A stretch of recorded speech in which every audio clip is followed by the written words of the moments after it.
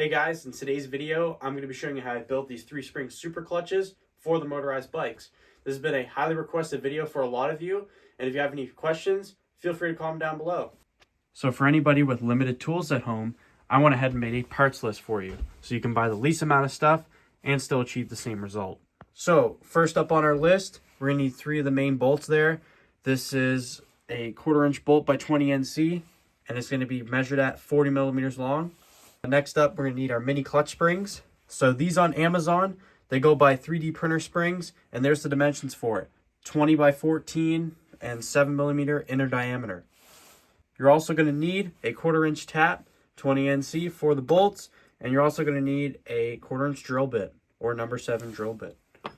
For the actual bucking bar component of it, because we're incorporating a new clutch, we're going to need a longer bucking bar, so you're going to use an M8 bolt, and ideally you want one without the threads on it, if you know what I mean. You just want the smooth part. To hold the plate onto this little shaft here, we're actually going to need an M6 nut with a washer on the front and back, and then I like to put one in the center of the plate so that you can keep this thing all aligned properly. And you're also going to need some sandpaper so that we can roughen up that plate for extra grip. Something I forgot to mention with this style of clutch is you're going to have to go ahead and cut a hole in the cover for everything to fit properly. What I used here was a 2-inch diameter hole saw kit, and the crucial thing is to make sure it can actually cut metal and not just wood. First thing we're going to do is I'm going to take this cover off, and I'm actually going to measure the bucking bar so that you guys don't have to waste your time like I did on basically just guessing trial by error by just making it too long and then sanding it and sanding it and sanding it till it's pretty much perfect. At least if I give you the measurement up front, then you can go ahead and just cut it to the right size.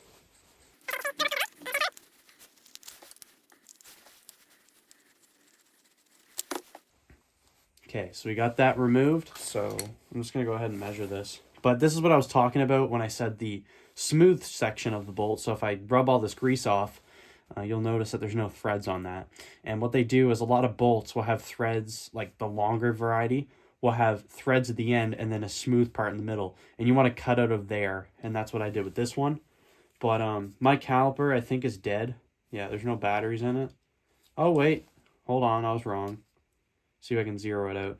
The batteries are half dead, though, so I'm just going to measure it manually. But, yeah. So it's right at about, I'd say 35 millimeters. So you guys want to cut your bucking bar to 35 millimeters. You're just going to have your standard ball bearing that's back there. I can get a magnet, I pull it out for you. But this side of the clutch, not much really changes. All you have to do is just add that extension. And, oh yeah, you also have to, when you go ahead and do this mod, you'll have to pull the whole clutch shaft out. And you want to unscrew those collars. I'll go grab those. So I'll throw up a picture so you can better visualize what I'm talking about. But basically, on the shaft, you'll have these pins that go through these collars, and then that is what holds this spring in place. You cannot run those 3 springs plus this. It's too much tension. This clutch won't actually release. So that is what you have to do with this mod. You have to go ahead and actually remove that from the bike. So the next thing we're going to do is pull this cover off, and I'm going to show you guys how I built the plate setup. One thing to note with this clutch is a super easy to disengage. You're going to notice your lever is going to be a lot lighter, but it's going to grip way better, which you might think, oh, that's too good to be true. But with this style of clutch, where you have the 3 contact points, it allows it to suck in evenly, if that makes sense, opposed to just having a big spring in the middle, and then you have more potential for the plate to actually bend and flex away. And then plus, once we go ahead and actually sand that plate, and I'll show you guys how I did that, it allowed it to really grip up nice, and it gives you, for longer rides, it really helps with hand fatigue. So it's something to worth note. But let's just get this all off here.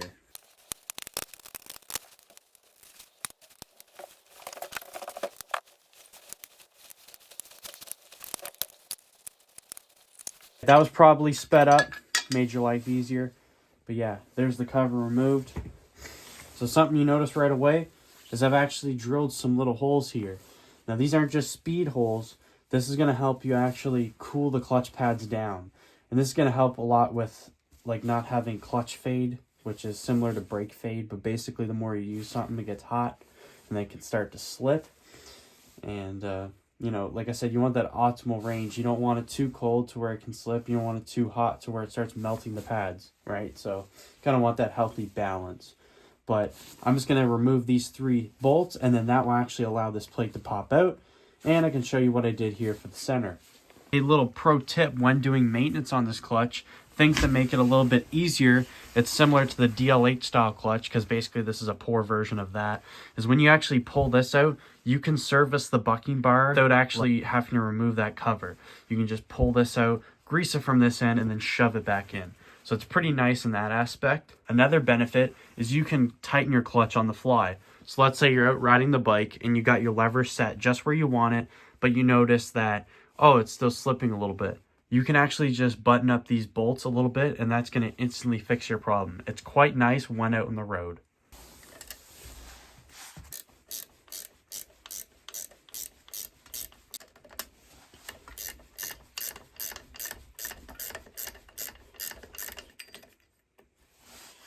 All right, so we got our 3 bolts removed.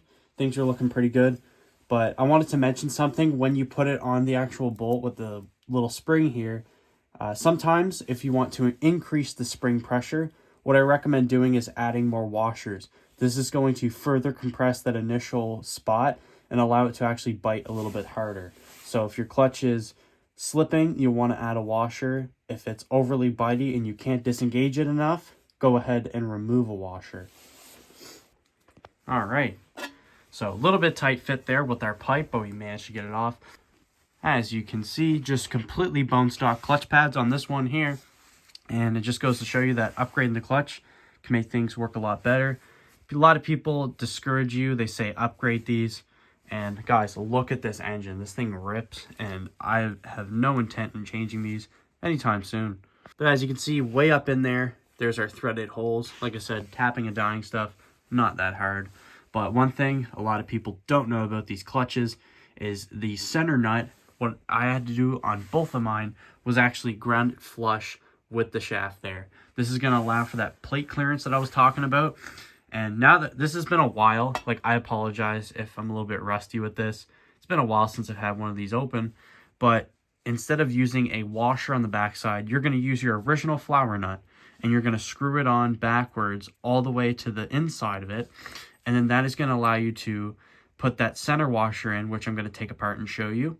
And then you're just going to put your top washer on, and you'll be all good to go. So something to consider when doing this setup is you may need to actually upgrade the plate itself. If you do all these modifications and you're still having slipping issues and you've replaced the pads, you might just want to invest in a thicker plate, because these plates from the factory can actually be warped, and you could do all this work. I've had it happen before, and it's actually the plate's fault the whole damn time. So it's just something to keep in mind. Probably not going to happen, but it's happened to me, so, you know. But anyway, I'm just going to remove this real quick, and then I'll get back with you.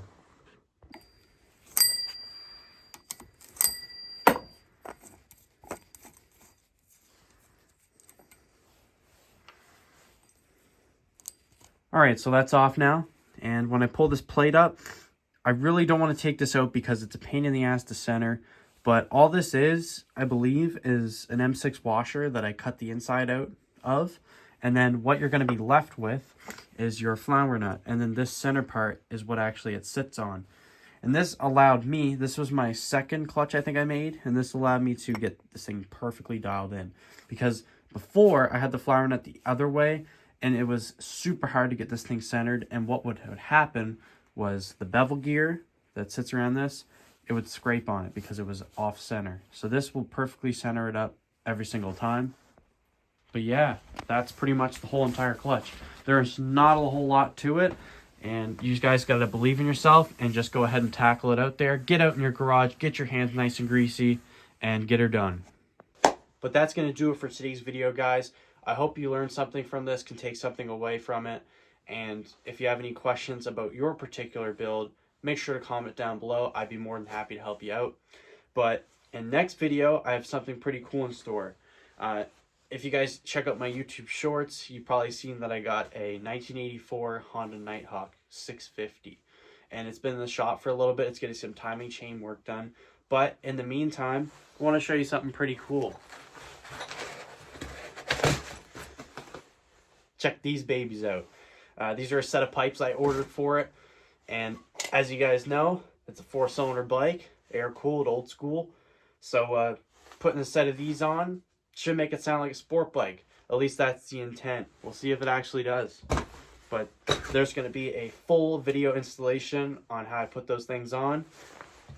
I also bought some exhaust adapters that's going to allow this thing to, like I said, sound like a sport bike. So a lot of cool stuff coming up. I can't talk right now, for the channel, and I'm excited to share it with you guys. So that's going to wrap it up for today's video. I hope you learned something. Thank y'all for watching.